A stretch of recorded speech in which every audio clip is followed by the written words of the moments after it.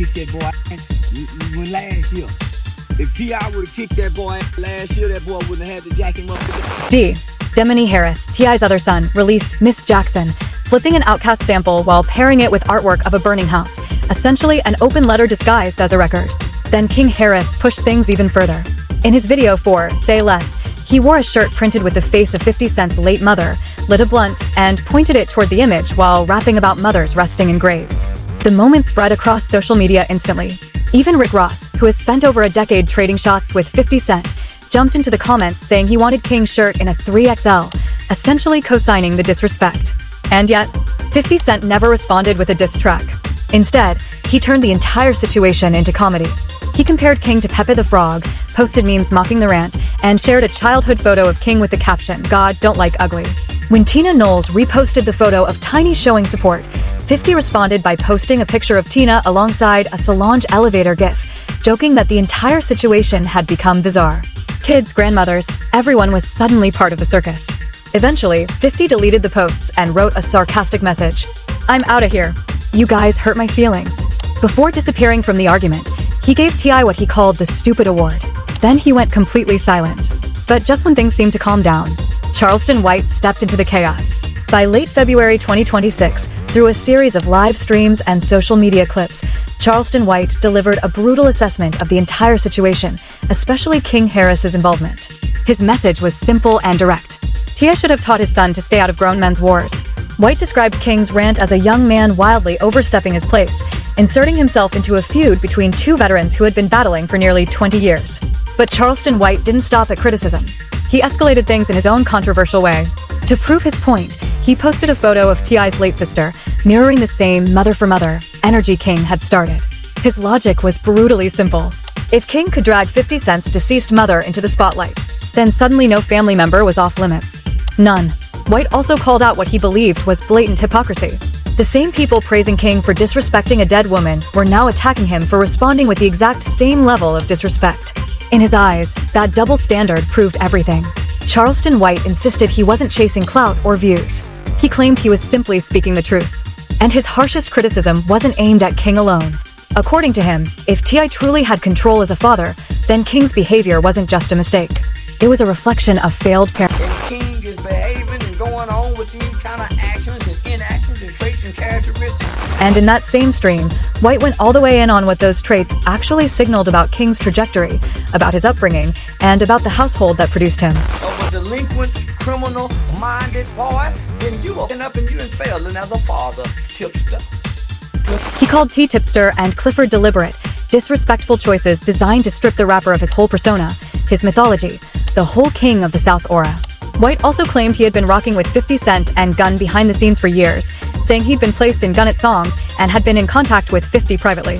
He described himself as a natural tag team partner in this situation, someone 50 could call on because the relationship was already solid.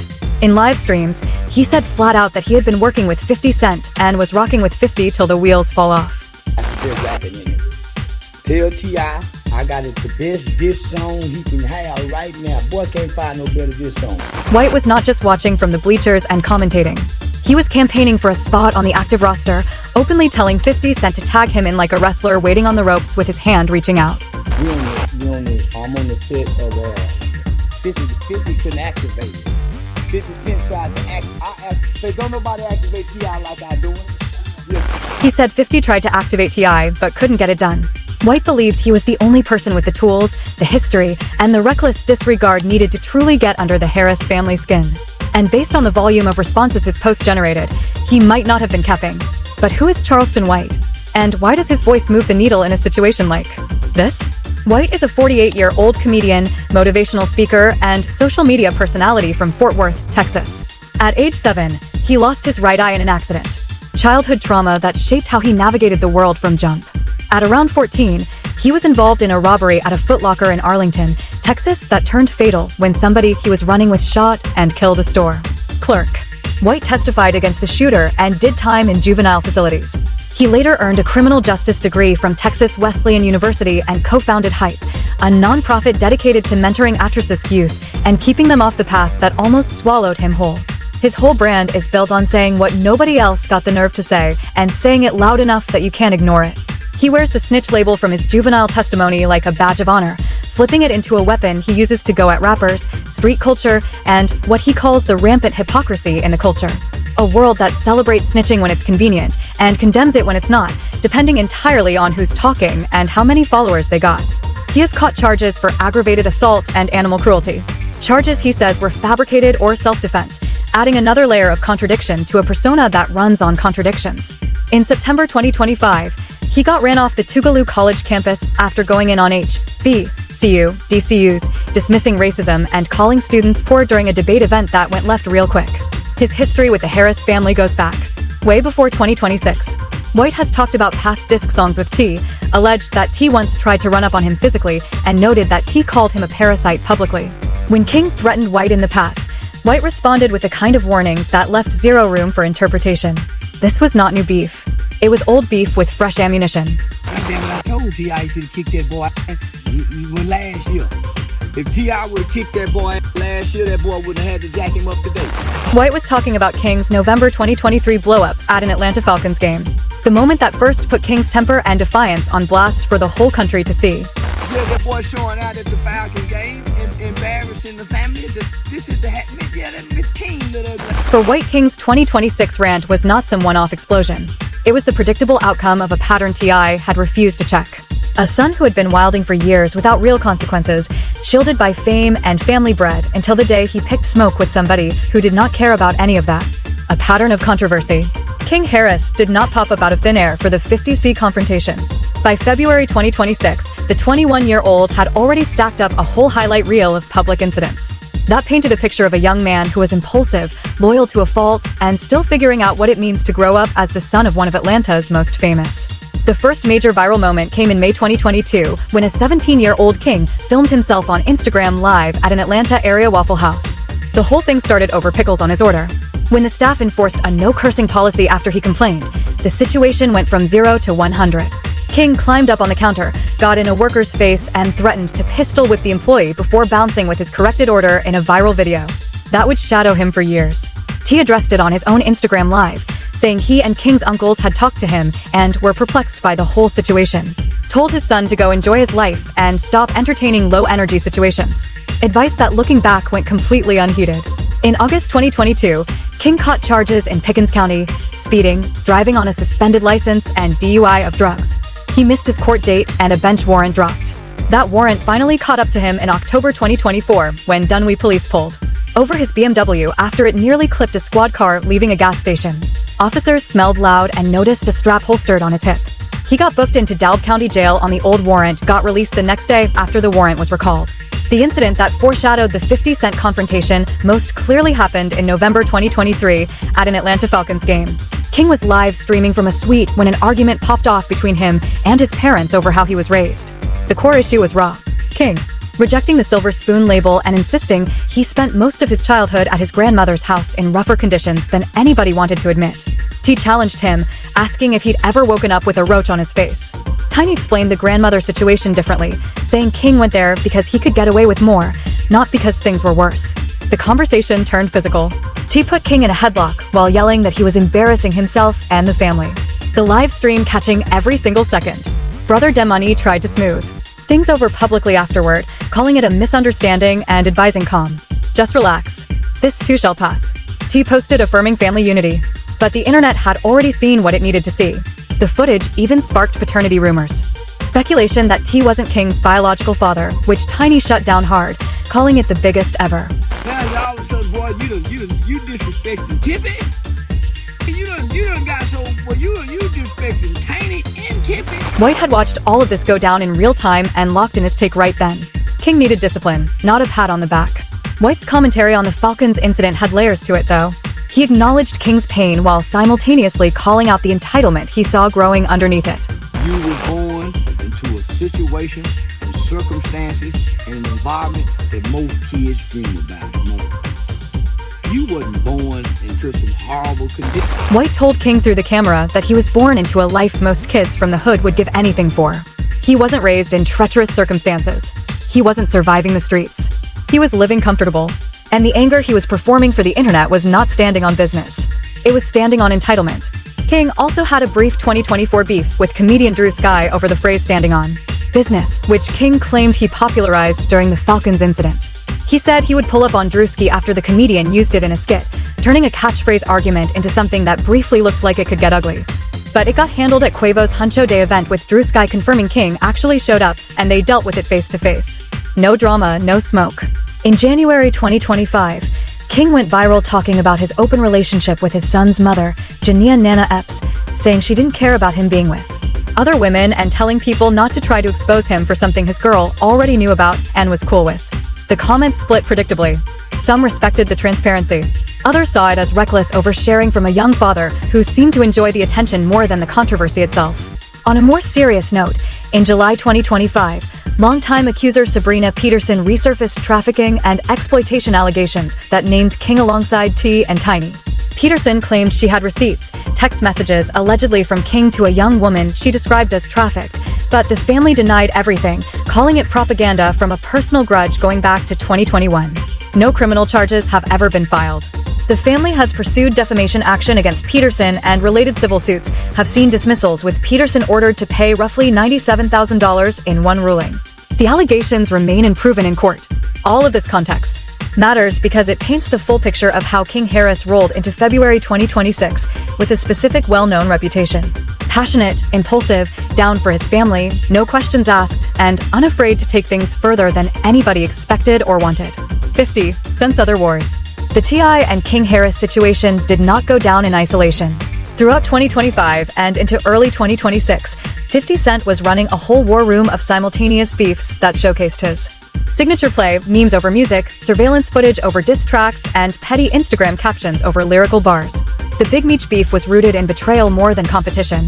50 had executive produced the Starz series BMF starring Meech's son Lil Meech, telling the story of the Black Mafia family empire, but after Big Meech touched down from prison in early 2025.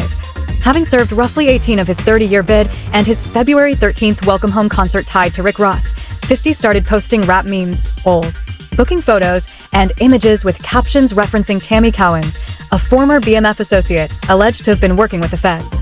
He tagged Meech a slick rat and made incendiary claims about his son, saying Lil Meech developed substance issues on the BMF set that required rehab. Meech kept it street, repeatedly posting "death before dishonor," the code that defined BMF's whole mythology. The situation simmered through April 2025 and beyond, never fully popping off, but never cooling down enough for anybody to look away either. Rick Ross slid into the conversation from multiple angles, each one sharper than the last. Their beef goes back to around 2009, rooted in what Tony Yao described as a hospitality clash. 50 didn't dap Ross up at an industry event, violating an unspoken Southern custom that Ross took as deliberate disrespect. From one handshake that never happened, a decadal long war got built. In August 2025, Ross dropped a poolside video clowning 50's early inner coke deal, calling it horrendous, questioning why nobody around 50 thought to renegotiate after the debut went diamond, implying that the man who claimed to dominate the game actually got played by it. Ross also connected himself to the Big Meech drama through concert cosigns and woven into the T.I. situation through his endorsement of King Harris's diss track shirt, the one rocking 50 Cent's late mother's photograph. Ross asking for that shirt in a 3X was not just love. It was a declaration of war delivered with the casual menace of a man who had been waiting for exactly this moment to slide in. The Jim Jones situation was pure 50 Cent pettiness distilled to its most lethal form: surveillance footage and eviction paperwork. In February 2026, 50 posted dated security camera video of Jones with Mino, Fabulous, and Dave East in tow trying to kick open a locked Bronx podcast studio door after the power and lights had been cut for late rent. The footage was grainy, embarrassing, and timed to perfection. 50 shared the eviction notice addressed to Joseph Jones, government name, no stage name, maximum disrespect, and captioned the post asking if Jones wanted to be friends and suggesting they rap about the situation. He alleged the studio owed somewhere between $80,000 and $180,000 through his building management company, IFC Management.